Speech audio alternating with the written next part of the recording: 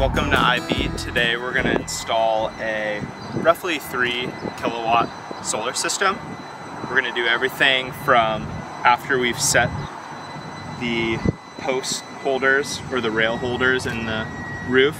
We're going to put the rail on, we're going to put all the panels in, we're going to wire it up down to each panel in each unit.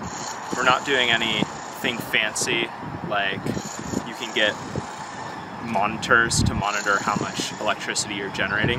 We're just going to hook it straight up to the panel, and as soon as SDG&E gives us permission to operate, we'll be able to flip the breakers on. Let's get started.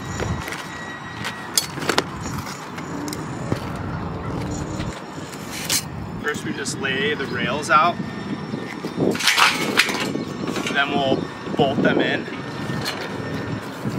and then the panels we'll be able to put on top. So in order to mount the rails to the mounts, you have these square screws or bolts that slide down the rail, and you slide in one for each mount. You set all the mounts up, tighten them down,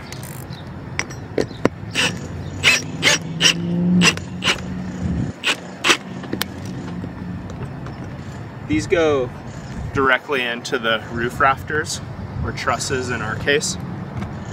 And once you have them all tightened down in a row, flip the rail over and just drop them in, and then you can tighten them down to the mounts, which I'll do in a second.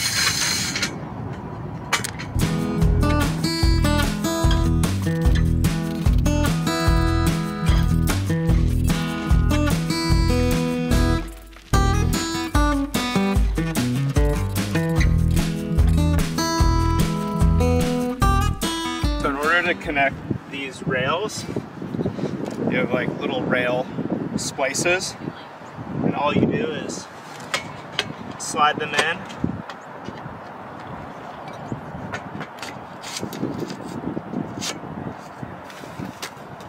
and then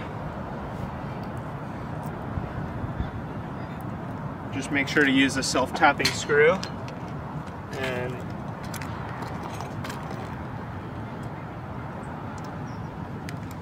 put a screw into each side to hold it together. I'll put them in from the back here so you don't see them.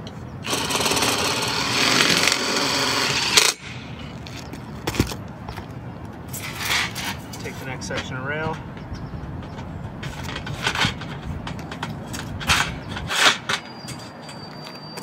Slide it in, one more self-tapping screw.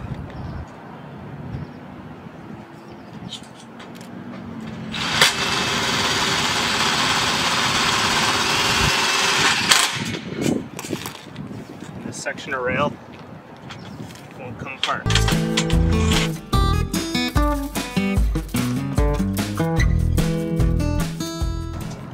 We'll trim off the excess with Sawzall blade, non-ferrous blade, or something for cutting aluminum.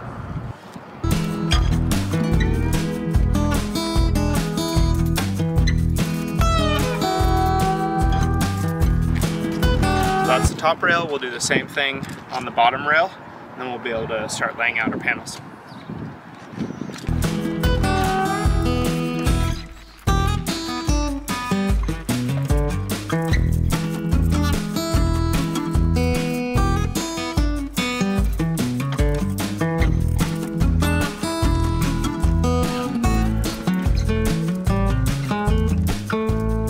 This house is a duplex, so what we're actually doing is we're doing 2 separate arrays. Each one will connect and feed one of the sub panels, either in the downstairs unit or the upstairs unit. So we're going to do a row of 4 and a row of 4, and they're going to be completely separate, but they're just going to sit on the same rack. So what I'm going to do now that I have my rails installed, I'm just going to lay out my panels. These are 41 inch. So I'm just going to mark roughly where my panels are going to go.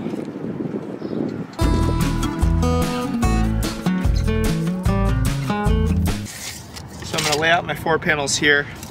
Before I put the panels down, I'm going to take my wiring harnesses and my the microinverters, and I'm just going to lay them out, screw them into the rail, and then I can just drop the panels down right on top and plug them in before I bolt them down. So let's do that right now. I'm just using the in-phase IQ8 Plus inverters. These are 400 watt Q-cell panels. So each one of these systems with 4 panels is about 1600 watt, which is not a lot, but for little 800 square foot units, it's pretty good. It's the minimum requirement, so that's what we're doing.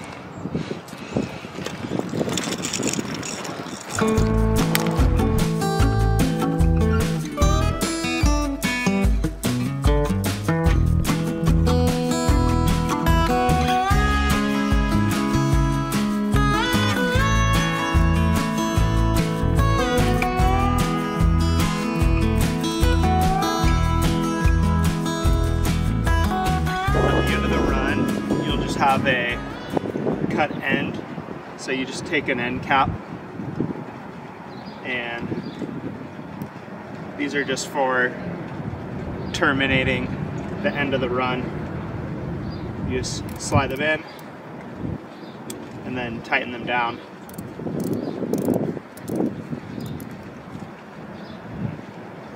And this will keep them. Use a wrench here. I'll get a second wrench. That'll keep them waterproof.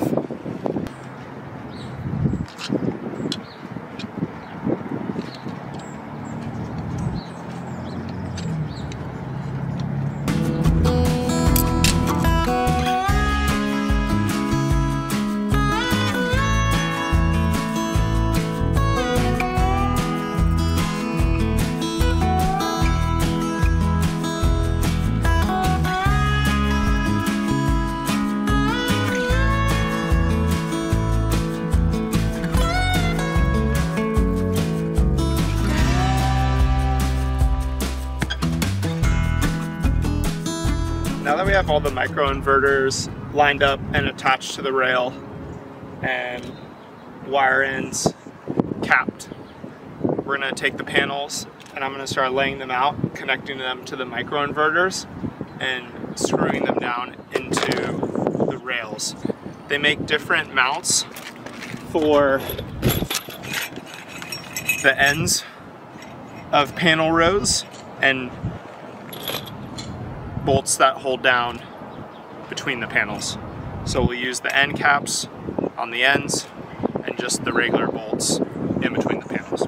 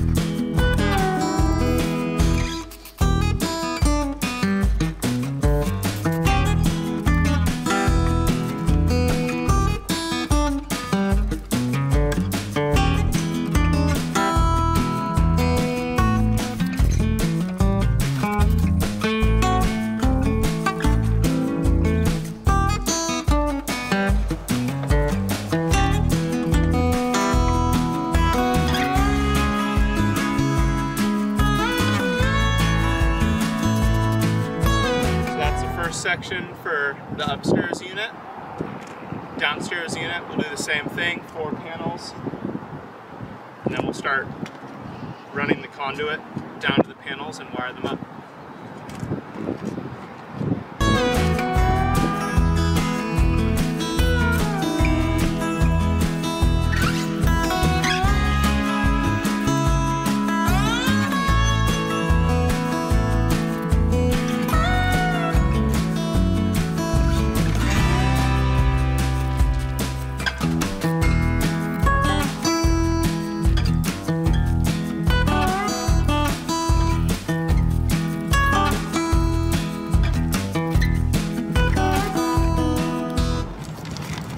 Now we're ready to ground the panels. So each rail gets a grounding bracket, and then we'll run 4 gauge. This is oversized, but I already have it. So we'll run it rail to rail, and then from each rail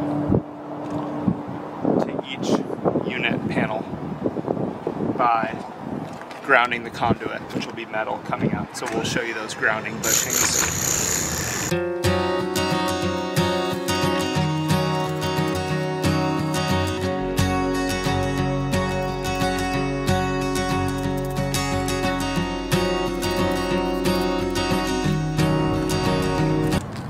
For each system, we'll send it to a waterproof box, which will mount to the rail.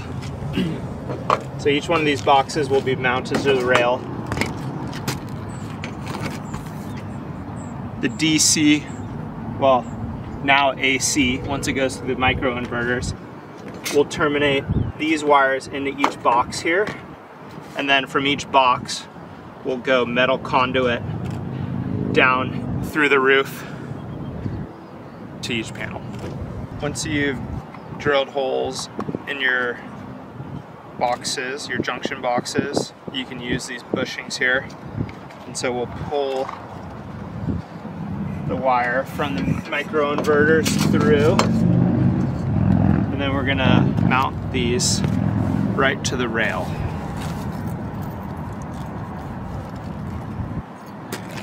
Using the same rail screws that we used for the microinverters.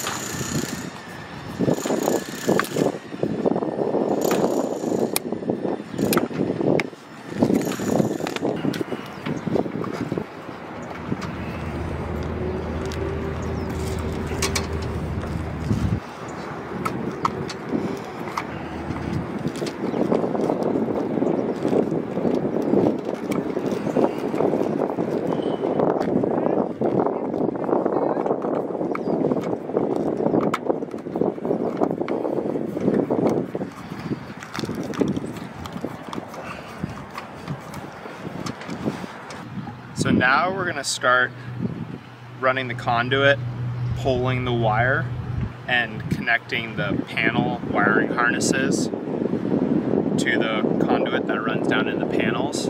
We'll add the breakers in the panels, and then we'll make sure everything's grounded. In order to ground metal conduit, we use these grounding bushings, which basically go at the terminating ends of the metal conduit, and then you cinch down the grounding wire to the bushing. So the bushing makes sure that all of the metal is grounded, and it keeps a continuous grounding connection all the way to the panel. So we'll finish making this second connection here. Because we have 2 separate systems, one for each panel, this is the first, this is the upstairs panel. So we've pulled the wires through, tighten the waterproof cap down. We'll connect the grounding bushing so that this whole run of conduit is grounded.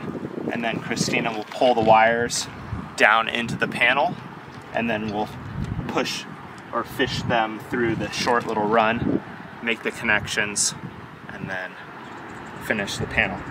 Over here we'll do the same. We'll cut this conduit down, add a little junction box, which is a 90. Basically gets us to our real junction box here for the panels, and then we'll do the same thing. Pull the wires through and finish making up the panels.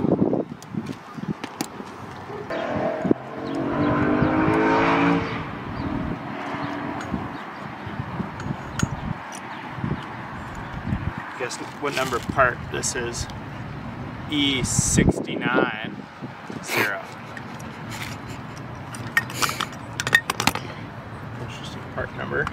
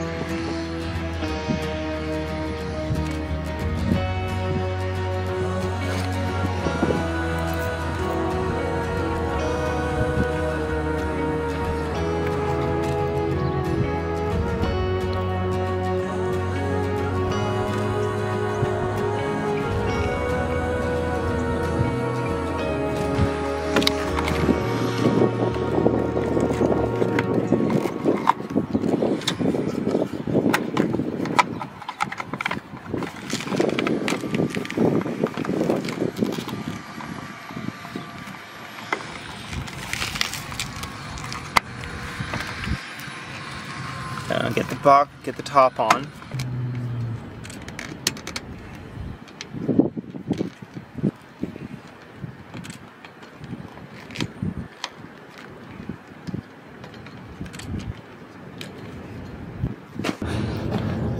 Now we've just got to make 2 connections to the panel harness. There's our first array, this is our second array. J-boxes. Put our nice caution solar circuit stickers on there. The inspector really likes those. Those are important. The reason why we're allowed to touch these right now is because the microinverters don't turn on until they detect power from the panel. So it's kind of like a safety mechanism, and it keeps these wires from being hot until the panel's hot. That's good. But it also means that the panels don't work if there's no power to the house. That's how they're designed. So if the grid's down, your house isn't gonna have power. Well, that's not great. Right, but that's not the point of solar in California. The point of solar in California is just to have more sustainable energy, green energy. So we're doing our part, but only because the state of California makes us. Otherwise, I don't know that I'd be spending $3,000 on solar, but we might spend a little bit on it. Yeah, you get your money back in like, well, when you install them yourself, you get your money back in like 2 or 3 years. That's probably worth it. If you're not installing them yourself and it takes you like 7 years, 8 years, depends how much they charge you. It could be more. I don't know, it's tough. So Christina finished wiring up the panel. It's a 2-pole 15 amp breaker for this size circuit. Here it is. It goes up into the conduit. The grounding bushing is grounded. That wire runs to the grounding bar. So now we'll just put the cover back on. We're just putting the cover back on. We have our stickers, dual power supply, our solar PV breaker here, which is now our 15 amp 2-pole, and then the voltage and amperage sticker. And put this back on. Once SDG&E approves our application and the city inspects the system and signs off and sends that release to SDG&E, we'll receive a permission to operate, and then we can flip the breaker on and the system will be live.